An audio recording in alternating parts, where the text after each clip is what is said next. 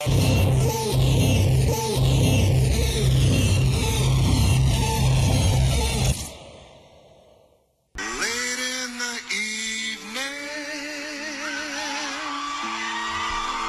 wondering what clothes to wear. She puts on her makeup. She brushes her short black hair. And then she'll ask me, do I look alright? And I said, no, biatch.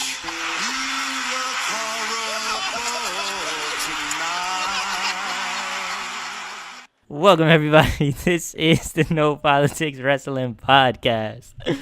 And if you're listening to this right now, it's probably Saturday. Even though for us it's still Thursday, you probably listened to our episode that we dropped on Friday. But we decided we were going to hit y'all with a double dose of some No Politics Wrestling. Yeah, there was too much wrestling. Yeah, exactly. Too much wrestling we had to talk about. Yeah, so our last episode we recapped Battleground, which was a great over-exceeding pay-per-view, over-exceeding expectations. And this episode, we're going to talk about Raw and Smackdown.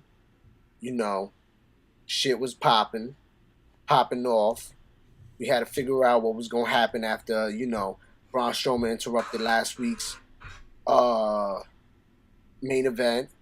And then we also had to see what was going to happen on SmackDown this week because, there was some controversy with AJ Styles losing that belt. At least I felt. So it was an interesting week in wrestling. But what's up, Working Genius? How you doing? I'm good. Had a good day. Good, right? I ate what did I eat today? I think I ate like one waffle and some scrambled eggs. Damn. So I think that was better than yesterday. Damn, if that's all you ate all day though, you need to eat some more, man. I'm struggling. We about to be here for I need to go shopping. 40, 60 minutes. Well, I'm waiting on my roommate to bring me a salad from the store on his way home from work. That healthy lifestyle. Yeah, I mean, if the amount of times I'm gonna eat or the time between meals ain't gonna be good, when I do eat, it's gotta be healthy. Speaking of that, you just reminded me. Last night I ate real late. And I woke up this morning with some stomach aches. But, that's a whole nother story for a whole nother time. Bro, you can't be eating too late. Yeah, but, after this, I got the spare ribs, the boneless joints downstairs waiting already. All right, hold on. It's already bad to eat late. It's even worse to eat, like, Chinese food takeout late. Like, it's already bad to eat late. To eat Chinese takeout, you gonna wake up with a stomach ache or something. Hey, man. Don't be making that mistake. It's that unhealthy lifestyle. But, yeah, man, what a way to start off the podcast. Other than that, I think we got to get right to it. You know what I'm saying? We're not gonna mention The Rock? Oh, I almost forgot. We had a special introduction today. We did. We had The Rock. Yeah, we had to bring you something special because it's Saturday. Word. And we realized you might be busy today, or not busy, but maybe you just chilling today, and so you had a lot of just want to kick back and hear some tunes by our future president. Ooh, no politics. But no politics. Yeah, so had to hit y'all with that. That joint had me dying.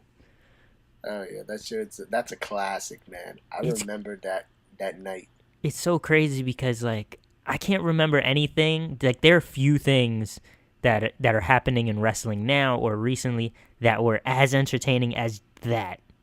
Yeah. I can't think of any where it was just like, man, this is entertaining for anyone. You don't even have to be a wrestling fan. You could watch that and you will die laughing. Word. You don't even have to know The Rock. Like a lot of times, like you might not be a wrestling fan, but like fans or people will see, oh, it's The Rock, and they'll watch it because they know The Rock. You don't have to be a wrestling fan. You don't even have to know The Rock, and I'm sure you'd probably laugh at that. But let's not get it twisted. Everybody knows The Rock. Everybody knows The Rock, and if you don't know, and we all smell what he's cooking. We do. Hopefully not Chinese takeout. So great way to tie it all together, brother. Let's get into the week. Let's get into it. You want to talk about SmackDown or Raw first? Let's talk about SmackDown because, like you said, we hitting them with a double dose. So we just finished talking about Battleground. So we might as well just get into this. All right. So SmackDown. How does SmackDown pop off this week? I want to say that Kevin Owens came out first, the face of America. Yes, he did. And then he was talking his shit. He wanted his rematch. No. Oh, that he won his rematch. He wants his rematch. Kevin Owens? Yeah, didn't he say he wanted a rematch? He should have never lost the belt. Or that AJ stole it from him. Kevin Owens won that Battleground. I mean, yeah, he was talking about how he won. That's why I thought you said that he won his rematch, and I was like, did you say he won his rematch, or did you say he wants his rematch? Said he wanted his rematch. Yeah, AJ came out after Kevin Owens. Yeah. So AJ was saying he wanted his rematch, and this is the part that confused us. If you heard last episode, talking about their Battleground match, it seemed like a little controversial, but then they never mentioned anything about that finish on SmackDown. Yeah. So it was like, maybe it wasn't. Because from where the camera angle was, it looked like AJ's right shoulder wasn't completely flat on the ground. It was up because he was holding Owens just in a submission. Holding him in a submission. Yeah. Exactly. So I thought, all right, AJ's going to address that. But then nothing was ever addressed. Maybe he's on some shit where he doesn't make excuses because he's a babyface. Or something. Probably. That's probably what it is. I don't know. And he knows he has a rematch. I'm just making it up. He's that phenomenal that he knows with a rematch he got what it takes. Yeah. To get the belt back. So he came out, talked his shit. You know, we was in the house that AJ Styles built. And how ironic that when you build in houses, someone has to come through and break the walls down sometimes. Y2J Chris Jericho. And you've been calling Y2J coming back for the past 2 episodes, I would say. I take credit for that. I don't know, but I'll take credit for that. I wasn't like saying, yo, Y2J is not coming back, but I was like, I don't think he's coming back this soon, though. Like, there was, that part of me that was like, if he did come back, I'll be happy to see him, of course. It's Y2J. He makes great storylines. He's a great asset to any roster. You know what I mean? Mm-hmm. But I was like, is he going to come back right now? He kind of just left. Like, it still felt fresh, Like they mentioned, it was back in May. That was only 2 months ago. You know what I mean? Yeah. But I guess it was a needed 2 months off. And he was on tour. He was killing it out there on tour. I did like a 30 or 40-day tour. Something light for Chris Jericho. That's nothing compared to the wrestling tour that he be doing worldwide. Exactly. Right? So, you know what I'm saying? The return of Jericho. Yeah, man. And Jericho says he has a right to a rematch. He does. And he does. He's not wrong. Last time we saw him, he lost his belt. Exactly. On SmackDown. Exactly. So, yeah, man. How'd you feel about that shit? Well, I loved it because not only do Owens and Jericho obviously have their history, but Y2J and AJ have a lot of history too. Yes. And now the U.S. title is involved. This is the biggest title on the main roster, man. Like, you cannot argue with me about that. It's just... Yeah. So now Jericho's back in the picture, and so he and Styles start kind of going back and forth. And then Owens kind of just quietly dips out of the ring and begins to, like, leave while... All the while, Jericho is putting AJ Styles on the list. So right before Owens gets to the top of the ramp and is on the stage, Jericho is like, "Where you going, you stupid idiot?" And then Owens is like, basically kind of like, "I don't have time for this," and he begins to leave. And right before he goes behind the Titantron, Shane McMahon comes out. Announces a big triple threat U.S. title main event for SmackDown. Yeah, and real big. Very important. Should we get into that right now? The triple threat? Hell yeah. I mean, there's not that much to talk about in between this segment and the main event. So let's kind of touch on those events real quick, and then we'll get to this because this is important. So I think we got to close off our SmackDown segment. We're talking about the best thing that happened throughout the night, which was that triple threat. But we can't say it was a very important match that was set up for that night. Super important. Yes. Super dope. So that was Shane McMahon's involvement, and later on in the night, Shane and KO had their little, backstage segment, and KO was like, "Listen, I don't like you. You don't like me. We know that, and that's why you putting me in this rematch. This is unfair. Chris Jericho could literally just pin AJ Styles and win the belt, or AJ could pin him, and this is not, this shouldn't be happening." Mm-hmm. And right there was like, that puts the thought in the idea, like, could the belt change now that it's 3 people, and, it could easily happen like that. Yeah. But that also kind of sprinkled in the possibility of maybe a KO Shane McMahon feud one down the road. Who knows? Yeah, I thought of that too. So I was interested with that. Yeah, but other than that, we had that, and then we also had a dope match. Can't like pass this match and forget about it. It was the first match of the night. Nakamura and Baron Corbin. Yeah, rematch. They went in, and we talked about it on Battleground. Their match was dope as hell. Corbin dominated early. Fucking Nakamura was about to finish him off. Then the disqualification happened with the low blow. But man, we got the match that we needed to get all these weeks. That, like, this was the match that it really built up. This was the match that counted. Yeah. And Nakamura and Baron Corbin, I would say at that point had the match of the night, but 2 great matches on SmackDown this week with Nakamura in the main event. Totally agree. I was surprised that they had the match. Yeah, I was kind of surprised too. I thought, because we were just talking about it, like, this is the kind of feud that goes to SummerSlam. Yeah. So, but maybe this just means that at SummerSlam, if they do go at it, there's a stipulation. Yeah. I could see that. That would be big time. Solid fucking match, right?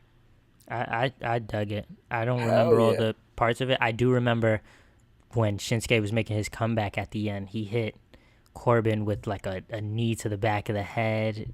Yeah. That was awesome. Awesome. The knee to the back of the head always looks crazy. Yeah. Fucking Corbin hit the deep 6.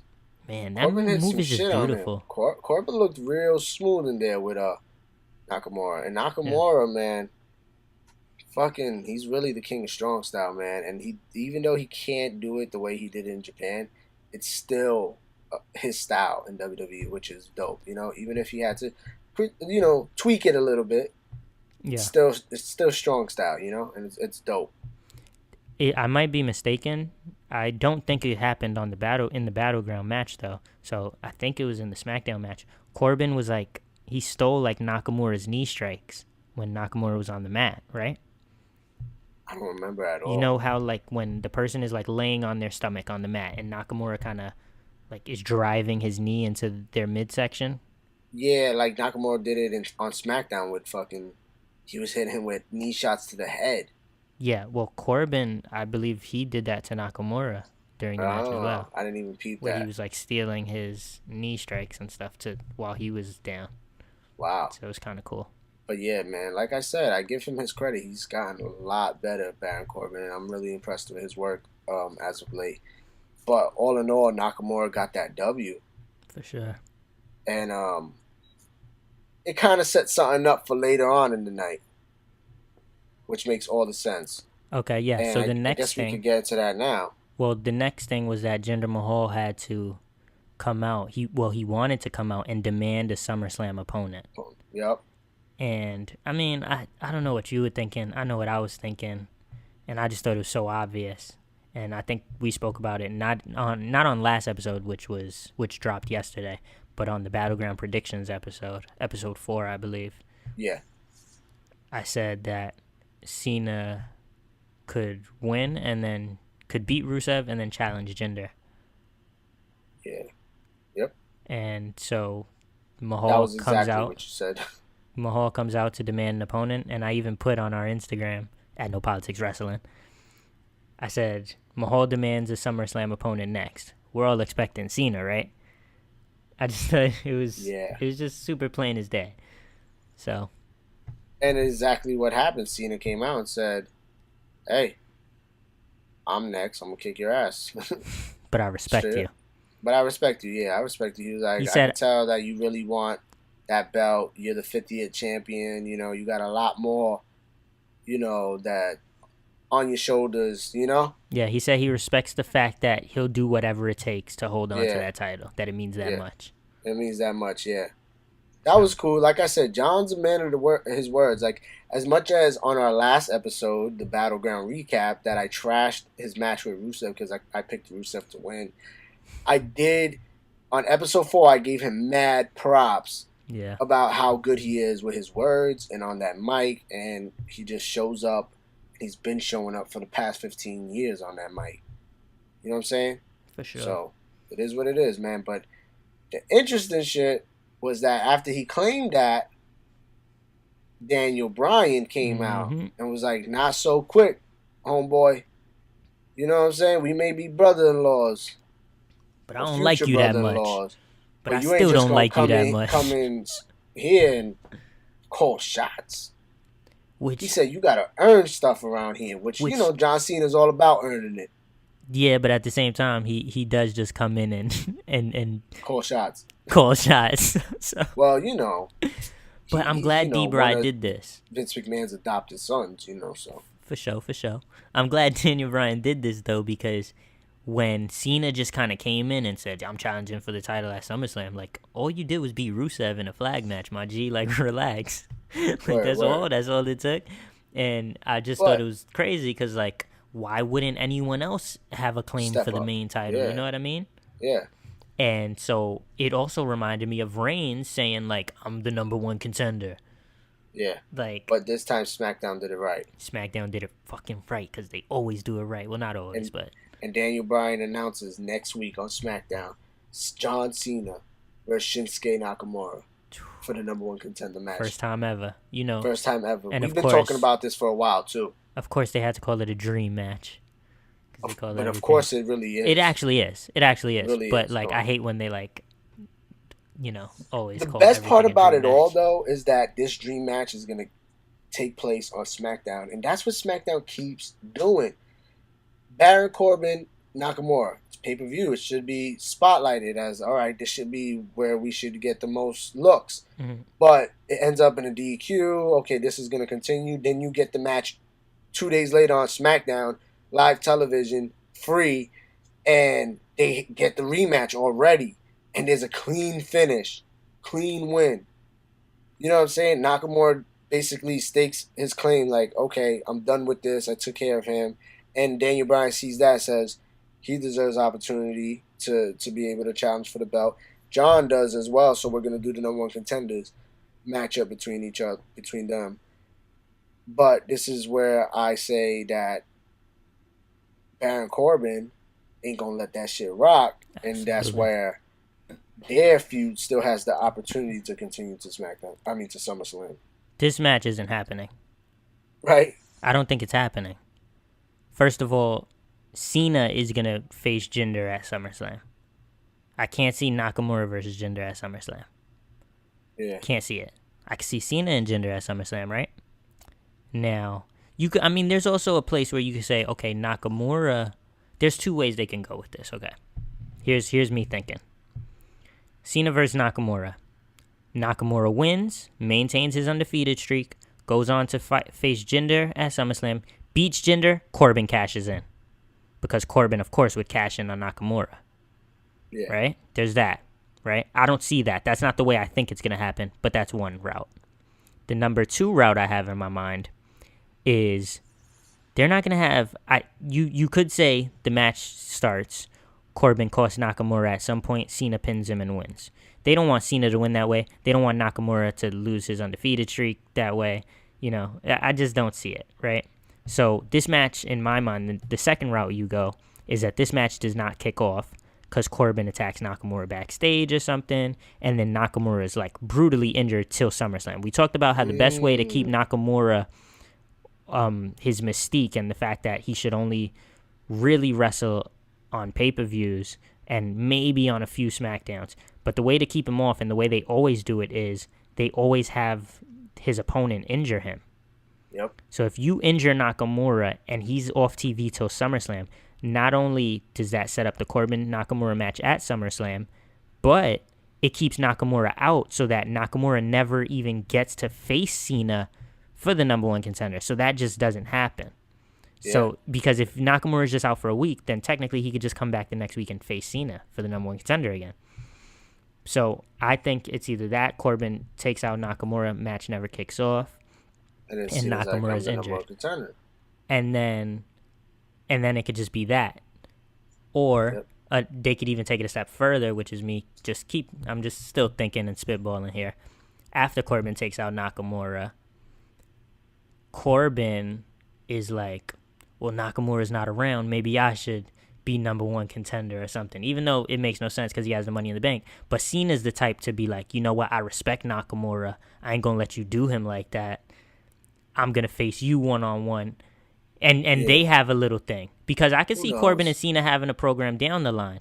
So why not have a cool little Cena versus Corbin SmackDown match to replace the Cena versus Nakamura, which we're not going to get if Nakamura really gets taken out?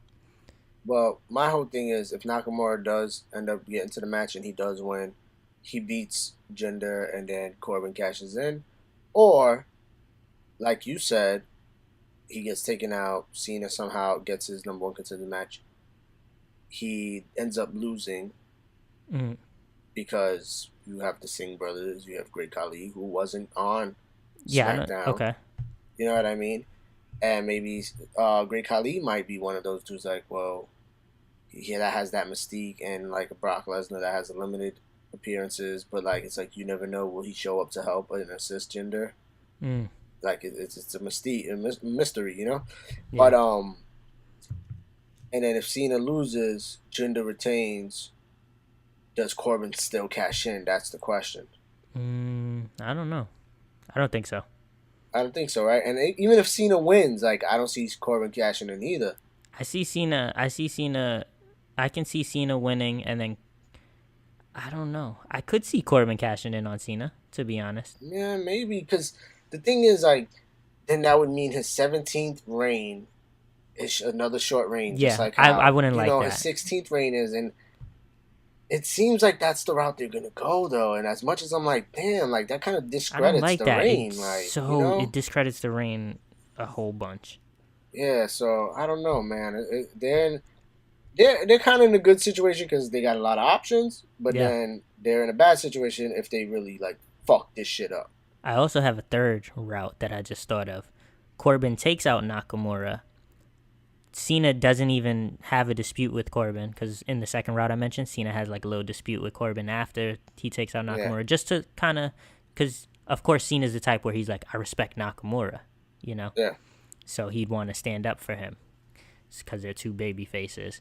And so he'd almost challenge Corbin to a fight. He's like, you want to fight? I'll give you a fight type shit. But if that doesn't happen, then I could see like Daniel Bryan saying, well, we don't have a number one contender match then. And I don't want to just give it to Cena. So who else won their match at Battleground? Oh, Sami Zayn.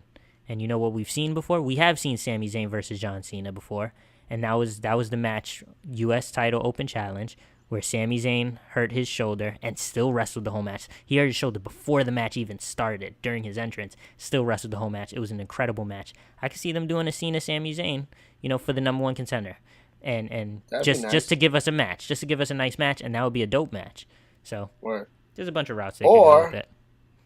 Route number 4. Jericho looks like he's involved with the U.S. title, but you could easily put Jericho against, Cena, or I doubt KO is going to stop feuding with AJ. So, yeah, that was like kind of a random thought, but who knows the way they're going to go. Like I said, it's a good thing to have all these options, and then also it could turn out bad if they fuck this shit up. But yeah, fucking let's move on. Great segment. SmackDown had some good storytelling as usual. I think the other two matches before the main event were a tag match. I think Charlotte faced Lana at some point. I think that was a tag match. Charlotte and Becky versus Lana you're and right. Tamina. Yeah. But Charlotte got the win. She got the pin on Lana. Yeah. Tamina got upset, walked out. Boo-hoo. Nobody really cares, though. Yeah, exactly. And then we had Tyler Breeze and Sami Zayn versus Mike Kanellis and Aiden English. The one thing I will say... No, not Tyler Breeze. Ty Dillinger. I mean, Ty Dillinger. Why did I say Tyler Breeze? Ty Dillinger. My bad. Aiden English, though. That's who I was thinking about anyway. His introduction with his little rhyme. To lead into the power of love. To lead into the power of love. That shit was awesome, man. I freaking fucked with that shit. Hard body, like, for real. That shit was fire. So that was not a good really match. Not much to talk about, though, because, you know, Sami Zayn and Ty Dillinger got that W. Yeah. And that gives Mike 2 losses in a row now. When, like we talked about, you know, usually someone new to the company or to the main roster, they like to protect them, you know, give them wins and, you know, build them up. But like I said, Mike is here to fill a role, fill a spot throughout the show. And I still see success coming his way because he's playing his character perfectly. Some people love him, some people hate him. But, you know, as long as they feel a way about him, you know? Exactly. Now, another thing we had was the New Day was supposed to come out and celebrate their tag team title win at Battleground. Yep. And not a very long segment, but during their entrance, the Usos come out from behind and take them all out. And just start going to work on them, beating them down. And beats them down. And then Big E try to, you know. Oh, yeah. So, okay, it was actually cool the way it happened. They were like, oh, where were they? Richmond, Virginia or something? Richmond, Virginia. Was it Richmond, Virginia? Yeah. Okay, well, if it was, oh, Richmond or whatever. And then during that, you just hear it like get cut off. Yeah. And then you hear, I guess, scuffling. And then Kofi and Woods get like dragged out by Jimmy and Jay. And they get beat down. They're beating them down, and then Big E comes back and tries to fight the Usos, and then they double super kick him. Just dope. Yeah. And they laid the New Day out. Definitely. Short segment, feud, but it was dope. It was super effective. And like you said, it's going to continue, obviously. Yep. So that was good. And my question is, because that by this point, like, the show is almost done. I did mention Carmella backstage because there was like a women's segment. Oh no, Naomi was getting interviewed, and they were like, "How do you feel about going up against Natty?" And she was like, "As long as it's not Lana, shitting on Lana again and shit." She's like, "Nobody wants to see that."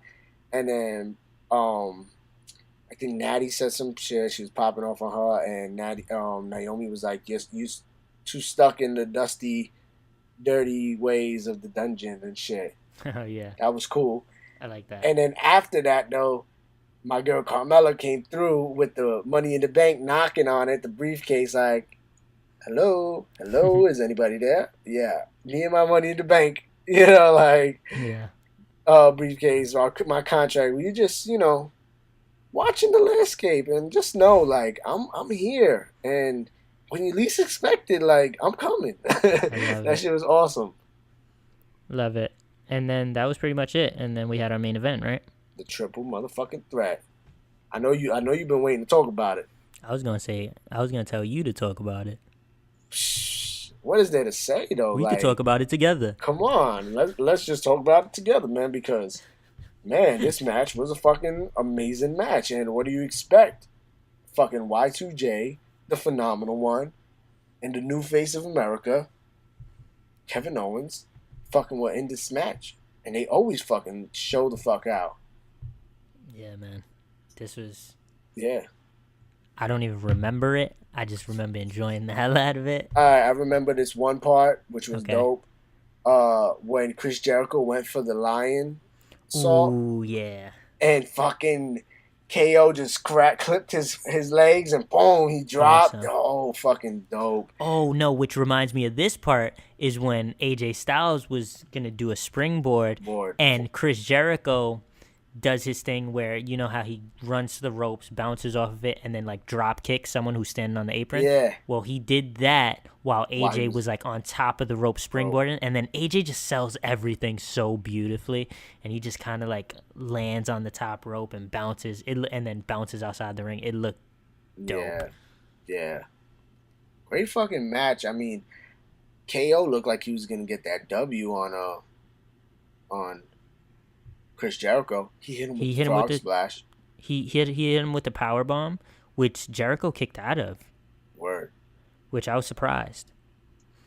And then, because if you notice, I don't know how much you notice, but I notice it a lot, is that KO doesn't hit that pop-up power bomb that much anymore. It's super rare that he hits it. I haven't noticed. He doesn't hit it that often, bro. But now that you mention it, like, yeah, that's crazy. And it's kind of like we never see AJ Styles do the Styles Clash that often either.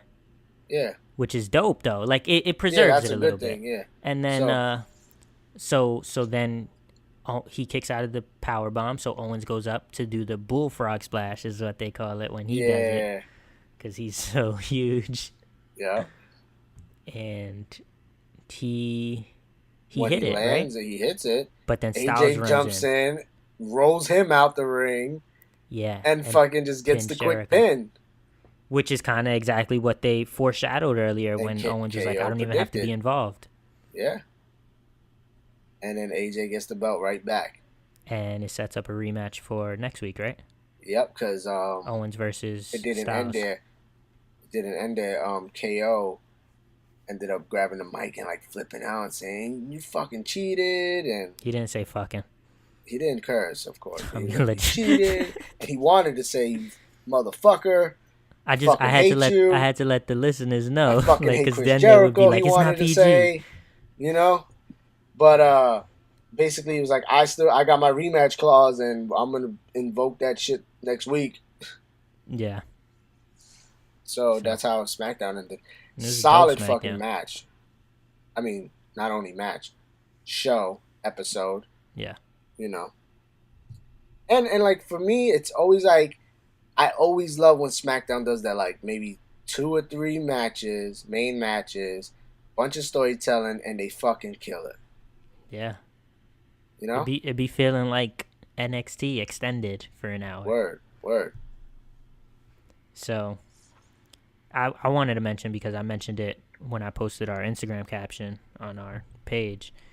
I said, I know people usually say the title being passed around devalues it, but I don't think that applies this time, because despite the hot potato, it's still the most important title on the main roster.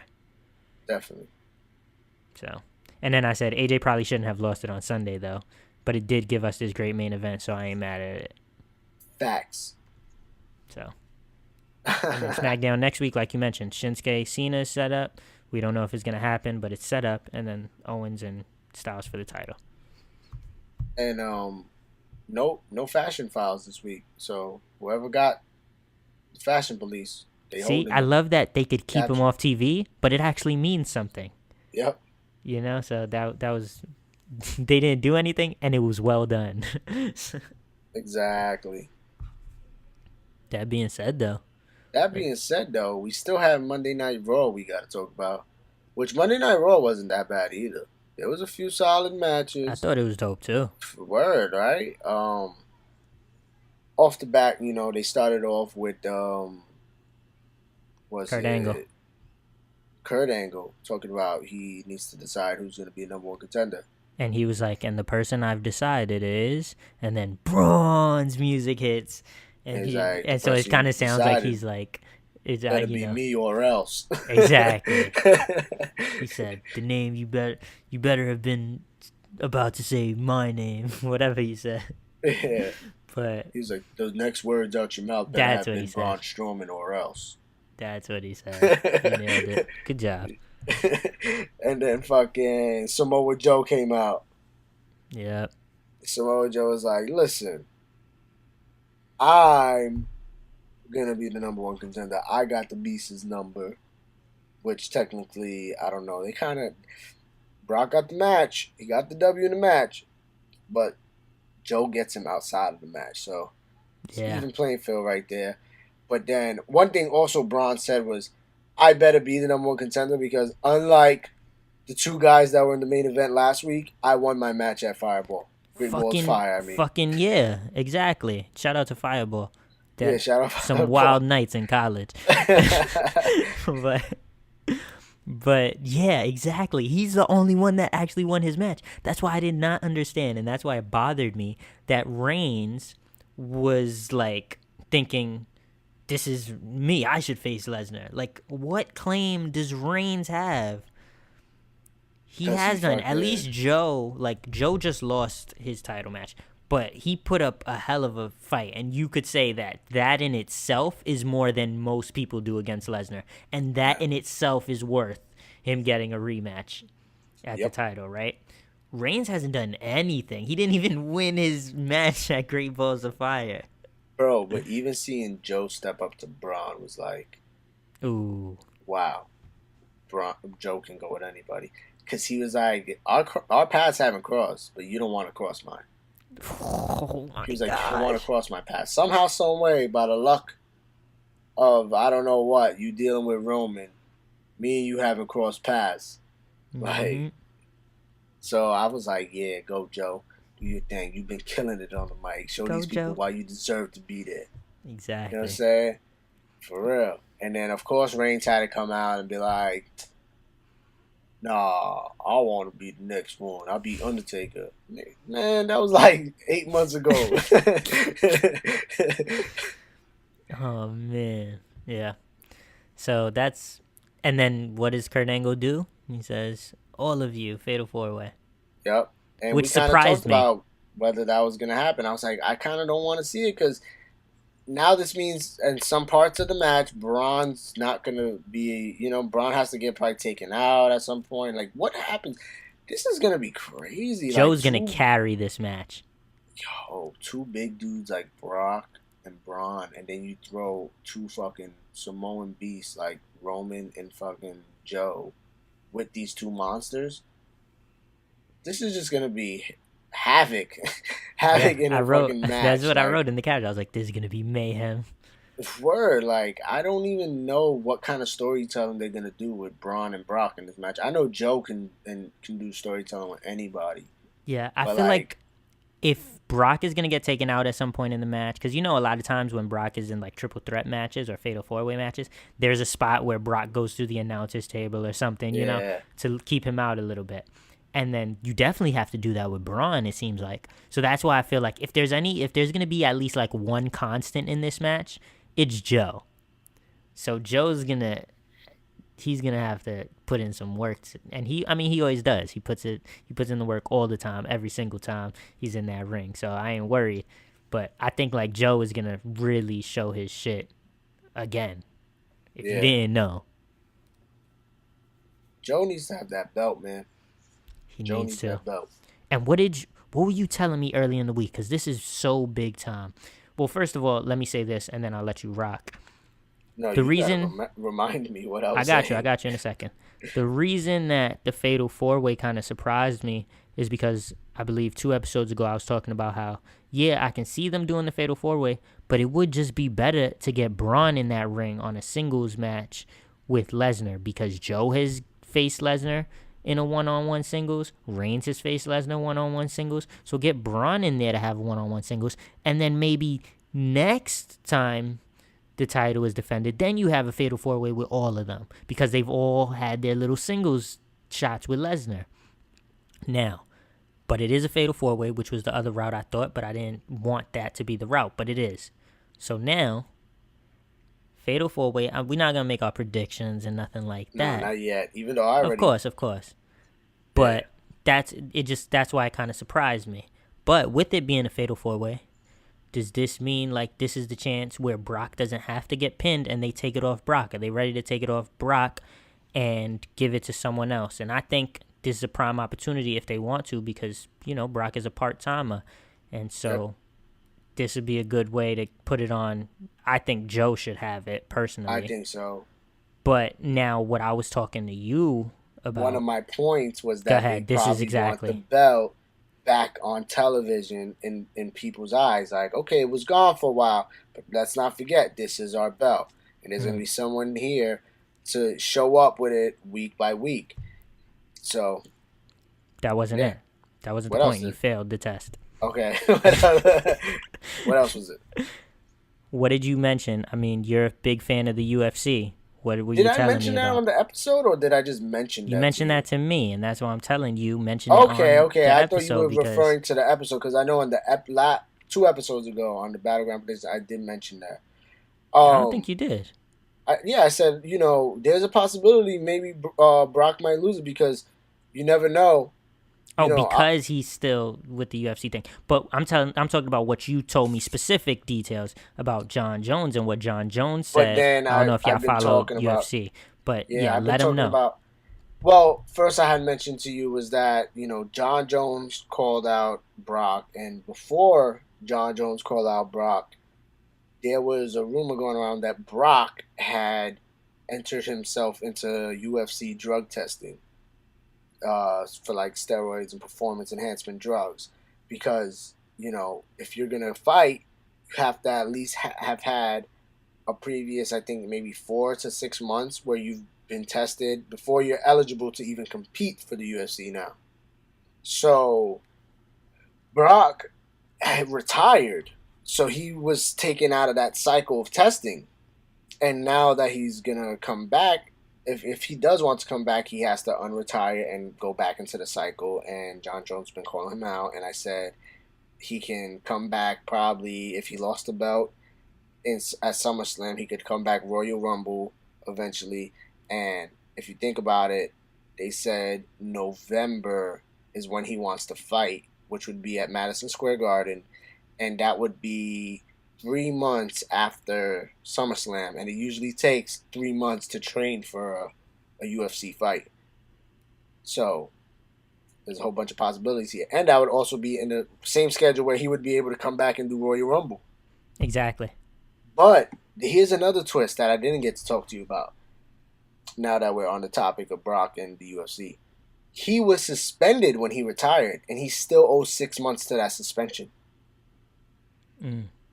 Maybe they could work something out. I don't know. He's motherfucking Brock Lesnar, and money talks. You know what I'm saying? But and fist talk too.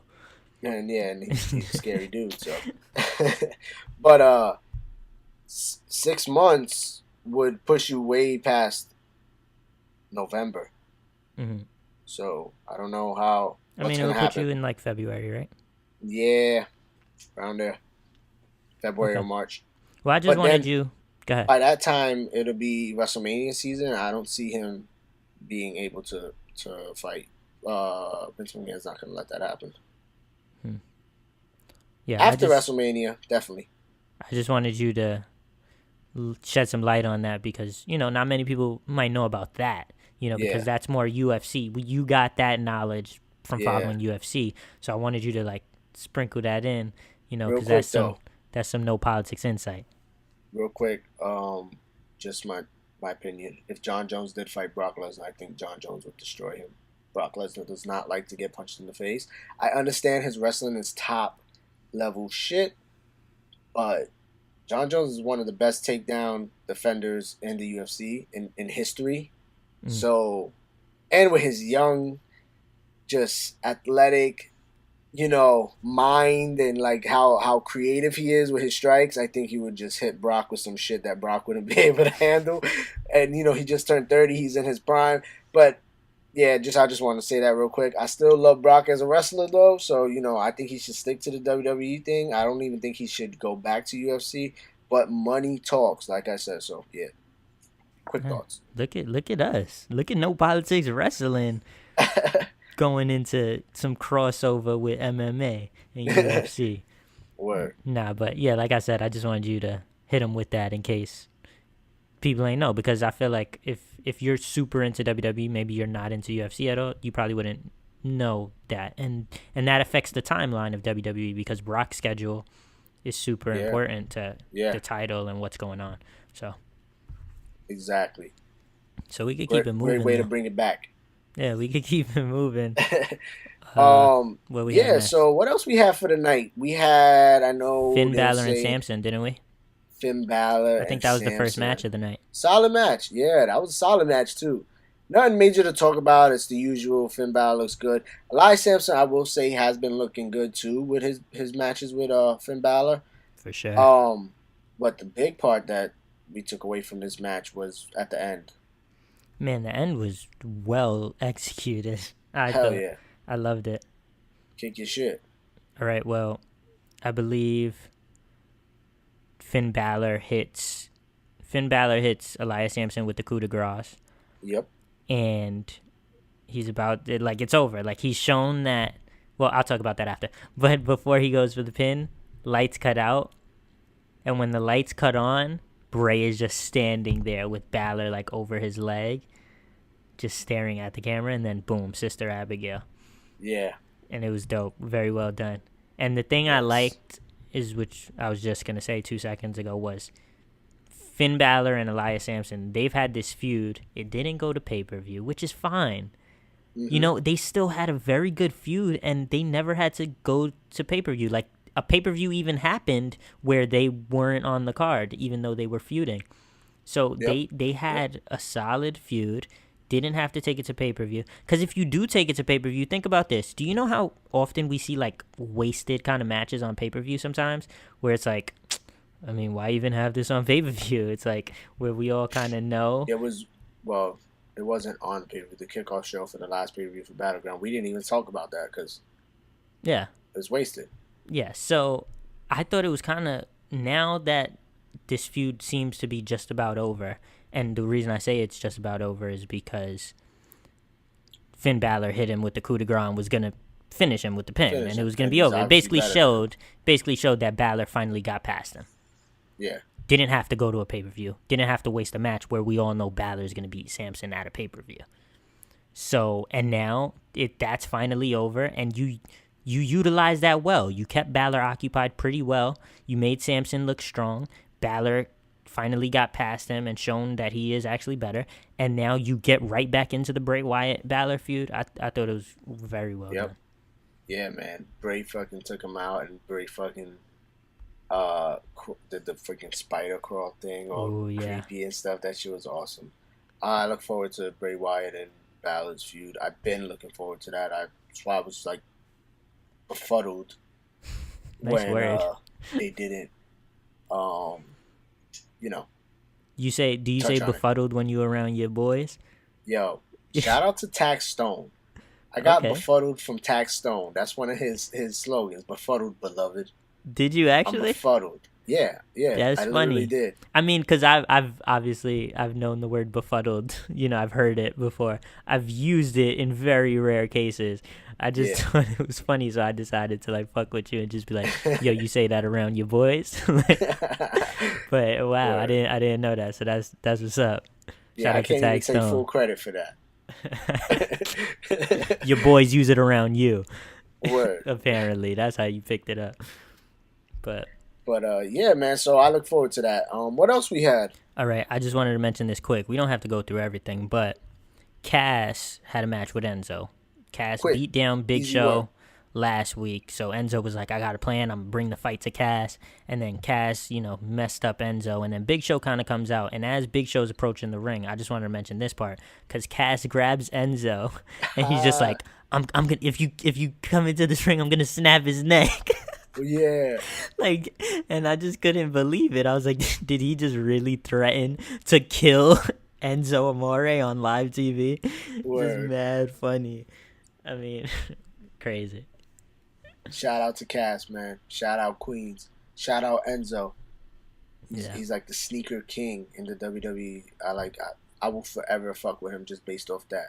Oh yeah, the style is up there. I mean, if you know me, Working Genius, like if you ever seen my hair, it's got that little Enzo vibe to it. When I mess with it sometimes, I tie it up at the top, let it flow in the back.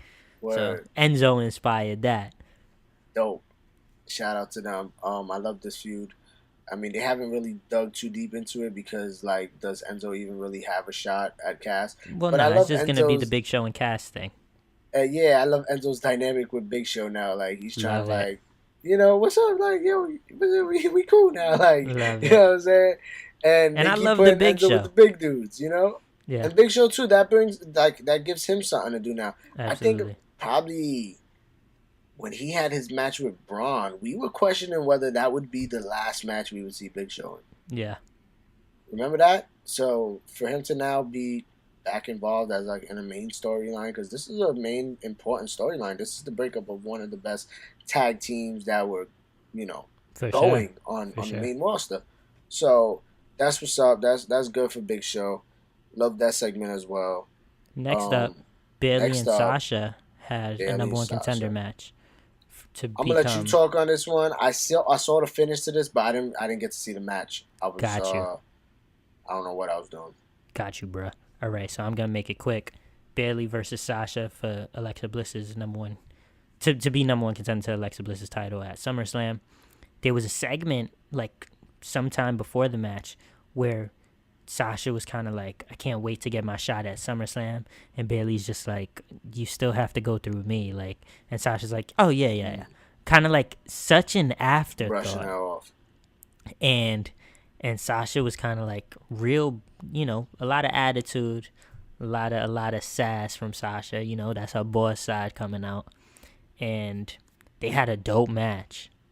I'm not gonna get into all the details because I don't remember it off the top, but Sasha and Bailey, we've seen them have dope matches in the past, of course. Yeah. This was no different. Had a dope match, and Bailey gets the win over Sasha. Bailey's number one contender. And even though I didn't see the match, I've heard not only from you but from a lot of multiple different opinions and people with different opinions saying that match was a really, really dope match, and they really fucking showed out. So Yes, that's what's up. Shouts to them. Shouts to Bailey. I think for a long time we've been speculating, like, will Sasha Banks eventually turn to heel? I think she's getting there. And she might be on the way.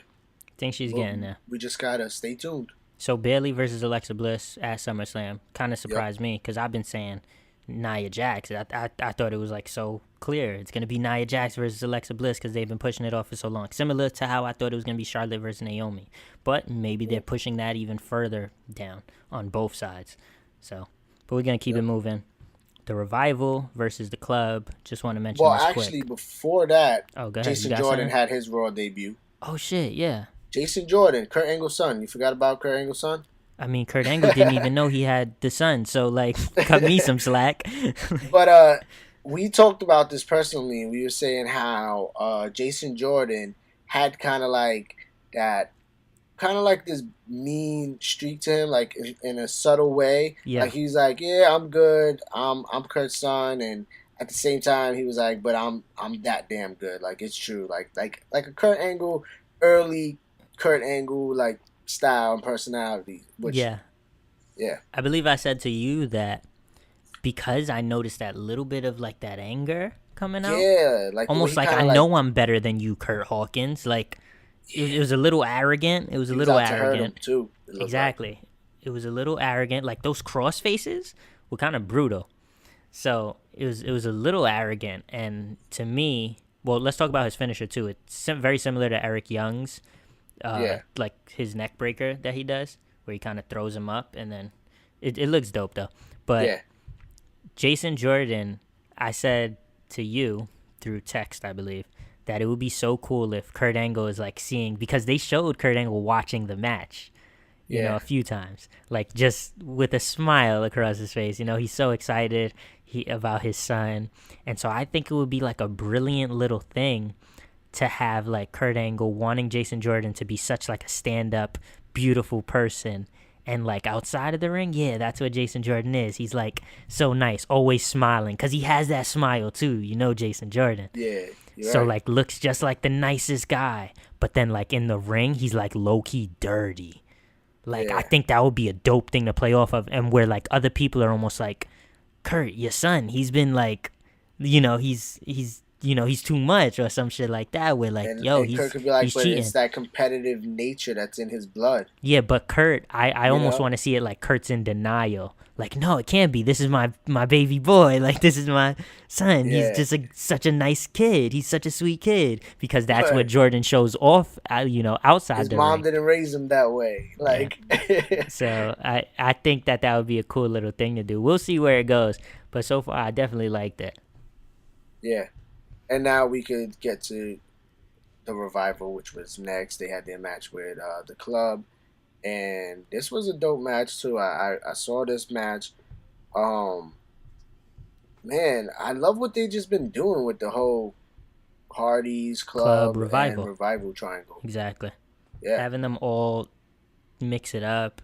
And like I mentioned it to you, like Hardy's coming back over from TNA, which is now Global Force Wrestling. But and then having the Revival come up from NXT, having the Club come over from New Japan, like it's kind of cool to see all of this. Yeah, who thought these three would like end up being in the same place at the same time, but in the same storyline? Yeah, exactly. You know what I mean? So it's dope to see. So the Revival pick up a good win. Hardy's come out like you were just about to say. Hardy's come out, try to distract them, and then Revival ends up actually taking advantage of distraction. Even though I think the Hardys didn't mean to distract anyone specifically. They just came out. Yeah. The Revival was initially distracted. The Club threw them out of the ring and then started staring down the Hardys. And then the Revival came back in and took advantage of it. Exactly. And then the Hardys came in and got the best of the Revival. Yeah, which was dope to see. Yeah. And shout out to my boy Matt Hardy. He was rocking Oreo 4s. I peeped. Ooh. Yeah. Damn, you always on it. For real. Shout out to me. I had on some 4s today too. Nah, but I believe now it's time for the main event. And before the main event, which was Rollins Ambrose getting a handicap match versus The Miz Taraj, Rollins and Ambrose had a backstage segment where Rollins was like, come on, man, we need some kind of strategy. And Ambrose was just kind of like, brushing him off. And then he said, we need a strategy because there's 3 guys out there we got to worry about. And Ambrose said to him, you got to worry about 3 guys out there. I got to worry about 4, and walked off. And I thought that was a dope little line, because, Seth Rollins is still, in his mind, he still don't trust him. Word. So now we could get into the main event. Go ahead, man. You was already getting into it. I'm killing it? Oh, I'm killing it? You killing it. Shoot me up. What was it that Chance, the rapper, said when he got his award? Gas me up. Yep, yeah. Gas me up. All right, so they have the handicap match. It was a good match. I don't remember all the details, but I do know, like, towards the end of the match, it really picked up. And hard hitting, right? Yeah, a lot of action towards the end of it. Ultimately, Ambrose and Rollins came out on top, where Ambrose and Rollins showed a lot of chemistry, and which was good because obviously they're trying to push that whole, like, they haven't lost a step. They're still a good team because they've done it before. Exactly. And so it was even Ambrose early on in the match. Very early, like the very beginning. But like Mr. Raj kept coming in and taking advantage of Seth, and Dean was like on the turnbuckle, like he didn't get his chance to come in. And even at one point, someone went for a pin on Seth Rollins, and Rollins ended up kicking out. But even the commentators were like, usually in a tag match, your partner will come in and try to break up that pin at that moment. Yeah, you know what I mean. So when the action picks up at the end for the finish, after they get the pin, Ambrose gets up like real fired up and like excited. And I mean, usually it would look like an overreaction, but the action towards the end of that match justified it. Like you could just tell there was a whole bunch of adrenaline. It seemed like that's how like much the action picked up towards the end. And so Ambrose is all fired up, and he even hugged Rollins. And I always say, like, even if you don't, like, I know this from playing sports, if you're not cool with someone, but you play on the same team and then you have success and you win together, it automatically kind of just squashes the beef you had because you have to communicate when you're working on the same team. And when you get that success and you reach that goal together, it's like, you cool. So Ambrose was kind of fired up. Go ahead. Ambrose been taking L's. Oh, yeah. So this is his first win in a minute. So he hugged Rollins a couple times just out of pure excitement.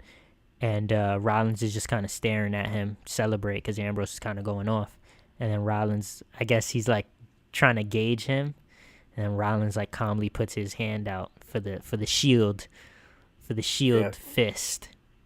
Yep. And Ambrose kind of looks at it, kind of looks it off, kind of looks at it, kind of looks it off, and then just leaves the ring. Dips. Hesitates a bunch of times though. Yeah. But ultimately he dips, and Rollins is left hanging. Yep. But solid main event, initially, I'm thinking like, I don't want them to force this whole Shield thing back together. But like, they're telling the story well enough where I'm like, this is nice. Yeah. So like last week, Rollins apologizes for the first time, offers Ambrose to hit him with a chair in the back, all of that. And now this week, he puts out the Shield fist, and Ambrose is hesitant. Ambrose shows in the promo before the match how I got to worry about 4. I got to worry about you too.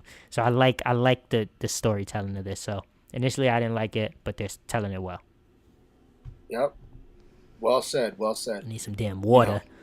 At the end of the day, though, there's no Shield without 3 men. Chris Hero. Exactly.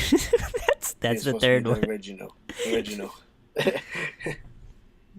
But yeah, I'm not gonna. We all know who the real third member is, and I think we good. Like, ended it on that. Like, fucking, the Shield might come together. The Shield might not. Does the chemistry continue to flow? Does Ambrose turn bad? Who knows? Find out next time on Dragon Ball Z. That's what it sounded like. Word. But yeah, man. Solid episode though of Raw. Solid episode of SmackDown. Great week for wrestling. For sure. Yeah. Shout out everybody out there though, interacting with us on Instagram. We appreciate y'all for real. You know, we don't get to mention all of y'all all the time, but y'all been interacting with us and definitely engaging and talking about, each match and giving your own opinions. And we fucking appreciate you guys, man. So yeah, even when we can't respond to all of them sometimes, because sometimes I don't want to, because I could go off when I'm replying to comments sometimes with my thoughts, and sometimes I don't want to do that and then come on the podcast and say the exact same shit. So sometimes I got to, I'll just let y'all, get your thoughts off, and I'll read them. I always read them, always read what y'all got to say. I love y'all opinions, so keep doing it. But subscribe. Yeah, we're on YouTube. If you want to reply from me and hear my thoughts, you got to come check out the No Politics Wrestling podcast sometimes. Definitely. I'll engage with y'all every now and then, but I can't be giving all the goods. Word. Pause. Speaking of giving goods, we working on something. We might be doing a giveaway. Oh, yeah. So, I forgot stay about tuned that. for that. We'll let you guys know about all the details on Instagram, No Politics Wrestling. You can follow us on YouTube, No Politics Wrestling. You can also follow No Politics Sports on Instagram and YouTube. If you're into sports. We got a lot of stuff we're working on. We've been working on original videos. We already got the original audio for wrestling. And, yeah, man, follow, spread the word. Oh, Facebook. Even now, you can find us on Facebook. Like, it is what it is. Like, do your Googles, do your researches, you know what I'm saying? Your Googles. You know what I'm saying? Do your thing. Yeah, if you want to find us, we already gave you all the info. If that ain't enough, do your Googles. But if you're listening, as always, hope you're having a good day wherever you are listening to this, whatever part of the day it is. Hope. If you're not having a good day, hope your day gets better. Hope we brought you some value, some entertainment, gave you some insight in case you missed the week in wrestling. I know it's a lot sometimes. That's what we're here for. We're here to cut those 5+ hours down. We're here to cut them down to an hour and make it easy for you, so that you have time to go play a game or something. Do whatever you want to do. Whatever you want. The world is yours. Take a girl out on a date. Take your shorty out. Take your man out. Live life. Exactly. But as always, I'm Working Genius here with my partner Faking No Moves. Thank you for listening. Thank you for rocking with us. Peace, love, all that. And anything is possible with the power of love.